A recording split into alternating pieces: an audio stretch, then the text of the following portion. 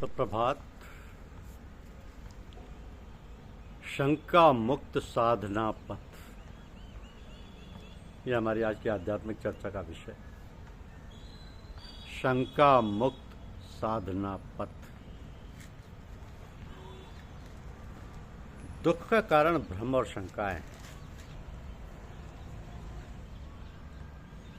इनके द्वारा ही हम अपने लिए नए नए दुख पैदा कर लेते हैं। बिना सोचे समझे अंधाधुंध किसी काम को करते रहने से कुछ न कुछ परिणाम अवश्य होता है। ये भी संभव है कि ऐसा करने पर भी शास्त्रों मनुष्य में से कोई एक पुरुष अपने ध्येय को प्राप्त कर सका हो। तो अधिकतर यही देखा गया है कि जब तक समझबूझ के साथ ढंग से काम नहीं किया जाएगा, उस कार्य के सभी अंगों को ठीक तौर पर नहीं चलाया जाएगा, तब तक सफलता मिलना असंभव है। जैसे दवा के साथ पत्ते होता है, उसी प्रकार प्रत्येक काम के संबंध में कुछ ना कुछ ऐसी बातें भी होती हैं जिन्हें मुख्य कार्य के समान ही निभाना भी अत्यंत आवश्यक होता है। तो संसार में अधिकतर मनुष्य ऐसे हैं जो कि परमार्थ और परमार्थ के असली रूप को नहीं समझते, और न कभी वह उसको समझने का प्रयत्न करते हैं। इसलिए वह उसके पूर्ण लाभ से वंचित रह जाते हैं। परमार्थ तक पहुंचने के लिए एक ही रास्ता है जिस पर चलकर हम वहां पहुंच सकते हैं, परंतु उस मार्ग पर चलने वाले मुसाफिर ऐसी आशाओं को लेकर उधर रवाना होते हैं कि जिनके कारण वे उत्तराखंड ना पहुंचकर दक्षिण दिशा में जा पहुंचते हैं, और कभी कभी भयानक झंझटों में अपने आप को फंसाकर वहीं नष्ट कर रह जाते हैं। इसमें कोई संदेह नहीं कि इस ओर चलने वाले पथिक में आगे चलकर कई प्रकार की ऐसी स्थितियाँ, सिद्धियाँ, शक्तियाँ आने लग जाती हैं कि जिनका बाहरी रूप ऐसा दिखाई देता है कि हमारे शारीरिक लाभ अथवा सांसारिक पदार्थों के भोग के लिए आई हैं। परंतु यदि हम इनकी ओर ध्यान ना दें और आगे बढ़ते चले जाएं, तो ये आत्म साक्षात्कार में हमारी सहायक बन जाती हैं। इनके द्वारा ही हम अनंत सुख प्राप्त कर सुखी बनते हैं। परंतु अपनी गलती से उनको ही हम ध्येय समझकर यदि अपना झुकाव उधर को ही कर देते हैं, तो ये योग शक्तियाँ हमारा मुंह नीचे की ओर मोड़ देती हैं और हमारा पतन करते हुए थोड़े ही दिनों में वहाँ लाकर पटक देती हैं कि जहाँ पर फिर ना उन शक्तियों का पता चलता है, ना उस मार्ग का, और हम पूरे संसारी मनुष्य बनकर रह जाते हैं, जिसके लिए हमें कभी कभी पछताना ही पड़ता है। यथामति तथा गति। तो मार्ग पर चलने वालों ने क्या कभी ये विचार किया है कि हम कौन कौन सी सांसारिक आशाओं की गठरी लादे हुए आज उधर को चल रहे हैं? हम पहाड़ की ऊंची चोटी पर पहुंचना चाहते हैं, परंतु हमारे सिर पर इतना बोझ लदा हुआ है कि जिसके कारण हम थकित हुए जा रहे हैं, हमारे पांव लड़खड़ा रहे हैं, हमारी शक्ति जवाब दे रही है। ऐसी दशा में क्या संभव नहीं कि हमारे पांव फिसल जाए और हम औंधे मुंह किसी गड्ढे में गिरकर अपनी हड्डी पसली तोड़ लें? ऐसा होने पर हमारा सारा परिश्रम व्यर्थ हो सकता है। हमें चाहिए कि उस ऊर्ध्व गति के समय बहुत सावधान रहें, गठरी को सिर से दूर फेंक दें और हल्के बनकर जल्दी जल्दी कदम उठाते हुए उस स्थान पर पहुंच जाएं कि जहाँ से ना लौटना होता और ना ही किसी प्रकार का दुख। अब आओ देखें रास्ता क्या है, हमारा इष्ट क्या है, ध्येय क्या है, इस ध्येय को पाने का साधन क्या है, ध्येय और साधन में भेद क्या है। देखना यह है कि हम इस ओर साधन को ध्येय मानकर चल रहे हैं या ध्येय को ध्येय समझकर। मार्ग पर तुमको चलना हो, निष्कामता का मार्ग है। यदि तुम अपने मन में किसी लालसा को लिए हो यहाँ आए हो, या किसी प्रकार की अन्य इच्छा इस लोक की अथवा परलोक की तुम्हारे हृदय में उठ रही है, तो तुमको समझना चाहिए कि हम अपने सही मार्ग से च्युत हो रहे हैं। जो मनुष्य अपनी इच्छाओं की पूर्ति के लिए साधन और सत्संग करता है, वो वास्तव में जिज्ञासु नहीं, वो ईश्वर को नहीं चाहता और ना उसके लिए यहाँ आता। तो हमारा जो मार्ग है, उसमें किसी मनुष्य को आशा नहीं रखनी चाहिए कि उसमें ऐसी सिद्धियाँ शक्तियाँ आ जाएंगी कि जिनके द्वारा वह भूत भविष्य का ज्ञाता हो जाएगा, आपका कोई अद्भुत चमत्कार दिखने लगेगा कि जिसके कारण वह समाज में प्रतिष्ठित समझा जाने लगे और सब साधारण उसकी महिमा के गीत गाने लगे। हम किसी से वादा भी नहीं करते कि उसके पास क्षमा करा दिए जाएंगे तथा अशुभ कर्मों के करने पर वह यमदंड से बचा दिया जाएगा। लोगों को ऐसा छोड़ देनी चाहिए। हम ये भी वादा नहीं करते कि आज से तुम्हारे सारे कार्य ठीक होंगे और तुम कलेशों से बचा दिए जाओगे। ये तो सब भोग है, चाहे भजन करो या ना करो तुम्हें भोग नहीं होंगे। गंडा ताबीज झाड़ फूंक दुआ इत्यादि के द्वारा लोगों को संसारी लाभ हमारे यहाँ नहीं पहुँचाए जाते।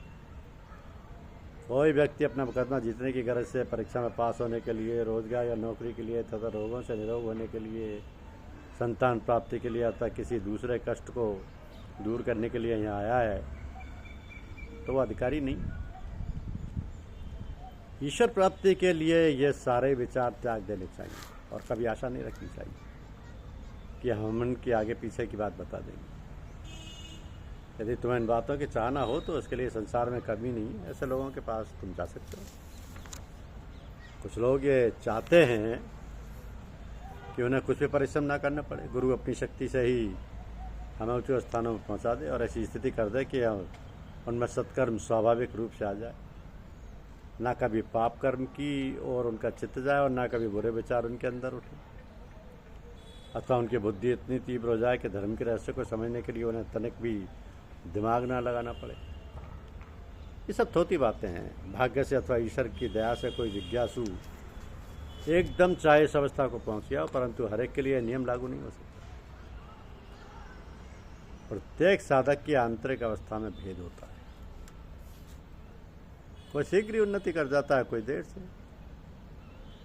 कोई बैठते बैठते ही आनंद में डूबकर अपनी सुध-बुध विसार देता है और किसी को वर्षों बीत जाते हैं, परंतु वह वैसा ही दिखाई पड़ता है, एक कदम भी आगे नहीं चल पाता। ये सब बातें अपनी पात्रता और संस्कारों पर निर्भर है।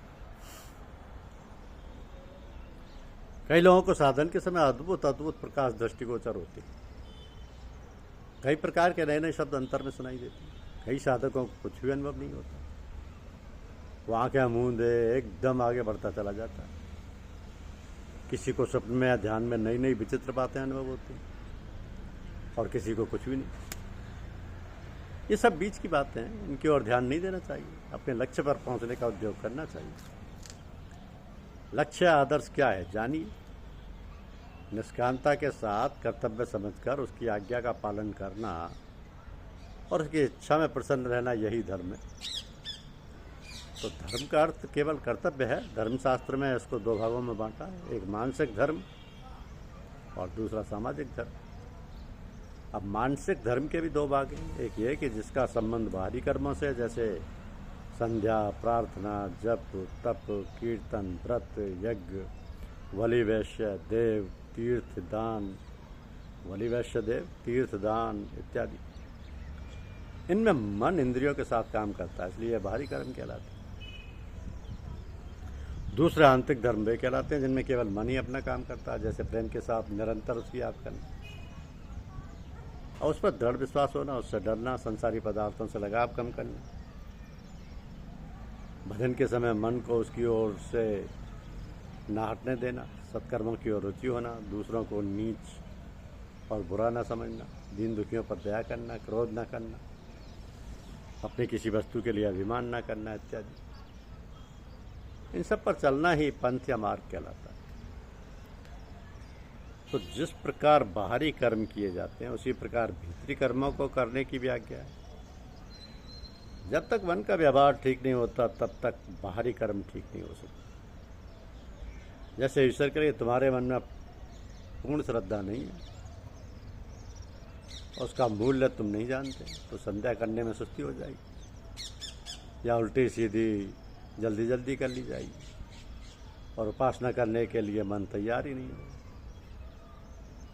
तो बाहरी कर्मों के करने में मनुष्य चाहे जितनी होशियारी करे, जब तक मन नहीं संभलेगा तब तक वह अधिक नहीं चल सकता।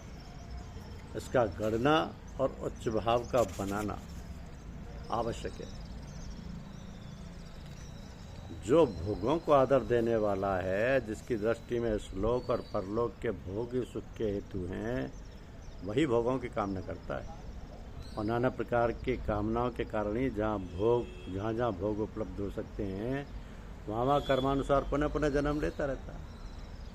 परंतु जो भगवान को चाहने वाले, भगवान के प्रेमी भक्त पूर्ण काम हो गए हैं, इस जगत के भोगों से ऊब गए हैं, उन विशुद्ध अंतःकरण वाले भक्तों की समस्त कामनाएं शरीर में ही विलीन हो जाती हैं। स्वप्न में भी उनकी दृष्टि भोगों की ओर नहीं जाती, परंतु उन्हें शरीर छोड़ने पर नवीन जन्म नहीं धारण करना पड़ता। वे भगवान को पाकर जन्म जन्म मृत्यु के बंधन से सदा के लिए छूट जाते हैं। धन्यवाद।